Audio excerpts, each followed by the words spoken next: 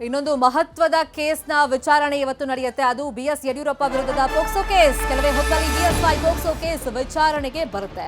ಪ್ರಕರಣ ರದ್ದು ಕೋರಿ ಅರ್ಜಿಯನ್ನ ಸಲ್ಲಿಕೆ ಮಾಡಿಕೊಂಡಿದ್ರು ಯಡಿಯೂರಪ್ಪನವರು.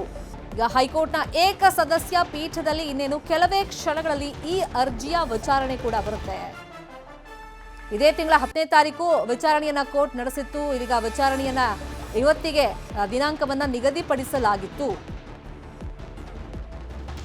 ಬಿಎಸ್ವೈ ಪರವಾಗಿ ಜನವರಿ 10ನೇ ತಾರೀಕು ವಾದವನ್ನ ಮಂಡಿಸಿದ್ರು ಹಿರಿಯ ವಕೀಲ ಸಿವಿ ನಾಗೇಶ್. ಇವತ್ತು ಹೈಕೋರ್ಟ್ ಪೀಠದಲ್ಲಿ ಮತ್ತೆ ಈ ಅರ್ಜಿ ವಿಚಾರಣೆಗೆ ಬರುತ್ತೆ. ಬಿಎಸ್ ಯಡಿಯೂರಪ್ಪ ವಿರುದ್ಧದ ಪೋಕ್ಸೋ ಕೇಸ್ ಇನ್ನೇನು ಕೆಲವೇ ಹೊತ್ತಲ್ಲಿ ಅರ್ಜಿ ವಿಚಾರಣೆಗೆ ಬರುತ್ತೆ. ಪ್ರಕರಣ ರದ್ದು ಕೋರಿ ಯಡಿಯೂರಪ್ಪನವರು ಅರ್ಜಿಯನ್ನ ಸಲ್ಲಿಕೆ ಮಾಡಿಕೊಂಡಿದ್ರು. ಈ ವಿಚಾರಣೆ ಕೂಡ ಧಾರವಾಡದ ಹೈಕೋರ್ಟ್ ಪೀಠದಲ್ಲೇ ನಡೆಯುತ್ತೆ. ಇದು ಅಷ್ಟೇ ಬೆಂಗಳೂರಲ್ಲಿ ಆಗ್ತಾ ಇತ್ತು ವಿಚಾರಣೆ. ಆದರೆ ನಾಗಪ್ರಸನ್ನ ಅವ್ರ ಪೀಠದಲ್ಲೇ ಬೆಂಗಳೂರಲ್ಲಿ ವಿಚಾರಣೆ ಆಗ್ತಾ ಇತ್ತು. ಆದರೆ ಅವರು ಧಾರವಾಡಕ್ಕೆ ಟ್ರಾನ್ಸ್ಫರ್ ಆದಂಥ ಹಿನ್ನೆಲೆಯಲ್ಲಿ ಈ ಕೇಸ್ನ ಫೈಲ್ ಕೂಡ ಅಲ್ಲಿಗೆ ಮೂವ್ ಆಗಿದೆ. ಪ್ರಕರಣ ರದ್ದು ಕೋರಿ ಅಂದರೆ ತನ್ನ ಮೇಲೆ ದಾಖಲಾಗಿರುವಂತಹ ಪೋಕ್ಸೋ ಕೇಸನ್ನ ರದ್ದು ಮಾಡಬೇಕು ಅಂತ ಹೇಳಿ ಇವರು ಕಾನೂನು ರೀತಿಯಲ್ಲಿ ಕೋರ್ಟ್ಗೆ ಮನವಿಯನ್ನ ಮಾಡ್ಕೊಂಡು ಅರ್ಜಿಯನ್ನು ಹಾಕೊಂಡಿದ್ರು.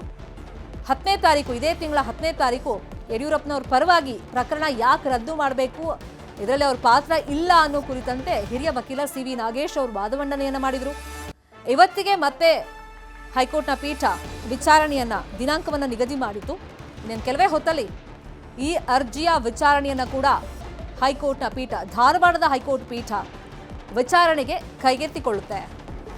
ಇದು ಯಡಿಯೂರಪ್ಪ ವಿರುದ್ಧದ ಪೋಕ್ಸೋ ಕೇಸ್ ಅರ್ಜಿ ವಿಚಾರಣೆ. ಪ್ರಕರಣ ರದ್ದು ಕೋರಿ ಯಡಿಯೂರಪ್ಪನವರು ಸಲ್ಲಿಸಿದಂತ ಅರ್ಜಿ ವಿಚಾರಣೆ ಇನ್ನೇನು ಕೆಲವೇ ನಿಮಿಷದಲ್ಲಿ ನಡೆಯುತ್ತೆ.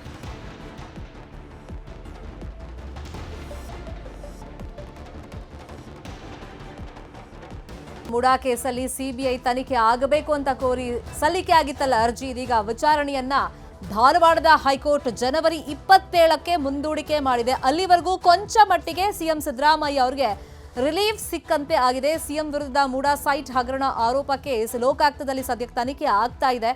ಆದರೆ ಈಗ ಲೋಕಾಯುಕ್ತಕ್ಕೂ ಕೂಡ ಧಾರವಾಡದ ಹೈಕೋರ್ಟ್ ಪೀಠ ಒಂದು ಇನ್ಸ್ಟ್ರಕ್ಷನ್ ಅನ್ನ ಕೊಟ್ಟಿದೆ. ಈಗ ಮುಂದಿನ ವಿಚಾರಣೆ ತನಕ ಲೋಕಾಯುಕ್ತ ತನಿಖೆಯನ್ನ ಮುಂದುವರಿಸಬಹುದು. ಆದರೆ ಈಗ ವಿಚಾರಣೆ ನಿಗದಿಯಾಗಿದೆ ಜನವರಿ 27ಕ್ಕೆ. ಆದರೂ ಒಂದಿನದ ಮುಂಚಿತವಾಗಿ ಆ ವರದಿಯನ್ನ ಪೀಠಕ್ಕೆ ಸಲ್ಲಿಕೆ ಮಾಡಬೇಕು ಅಂತ ಹೇಳಿ ಕೋರ್ಟ್ ಒಂದು ಇನ್ಸ್ಟ್ರಕ್ಷನ್ ಅನ್ನ ಕೊಡೋದ್ರ ಜೊತೆಯಲ್ಲಿ ಈ ವಿಚಾರಣೆ ಹಂತದಲ್ಲಿ ಒಂದಿಷ್ಟು ಆಕ್ಷೇಪಣೆಗಳು ಏನು ಸಲ್ಲಿಕೆ ಆಗಿದೆ ಅದು ಸಿದ್ದರಾಮಯ್ಯ ಪರ ವಕೀಲರಿಗೆ ಇನ್ನೂ ಕೈ ಸೇರದಂತ ಹಿನ್ನೆಲೆಯಲ್ಲಿ ಅದನ್ನು ಕೂಡ ಆ ಪ್ರತಿಗಳನ್ನ ಕೊಡಿ ಅವರಿಗೆ ಅಂತಾನು ನ್ಯಾಯಪೀಠ ಸೂಚನೆಯನ್ನ ಕೊಟ್ಟು ಇದೀಗ ಜನವರಿ 27ಕ್ಕೆ ವಿಚಾರಣೆಯನ್ನ ಮುಂದೂಡಿಕೆ ಮಾಡಿದೆ. ಸದ್ಯಕ್ಕೆ ಲೋಕಾಯುಕ್ತದಲ್ಲಿ ತನಿಖೆ ಆಗ್ತಾ ಇದೆ, ವರದಿ ಇನ್ನೂ ಸಲ್ಲಿಕೆ ಆಗಿಲ್ಲ. ಆದರೆ ಜನವರಿ 27ರ ಒಂದಿನ ಮುಂಚಿತವಾಗಿ ಆ ವರದಿಯನ್ನ ಕೋರ್ಟ್ಗೆ ಸಲ್ಲಿಕೆ ಮಾಡಬೇಕು ಅಂತ ಪೀಠ ಹೇಳಿದೆ. ಆಕ್ಷೇಪಣೆಗಳನ್ನ ಎಲ್ಲ ಪ್ರತಿವಾದಿಗಳಿಗೂ ಕೊಡಬೇಕು ಅಂತ ಹೇಳಿ ಜನವರಿ 27ರ ಬೆಳಗ್ಗೆ 10ವರೆಗೆ ಕೇಸ್ನ ಮುಂದೂಡಿಕೆ ಮಾಡಲಾಗಿದೆ.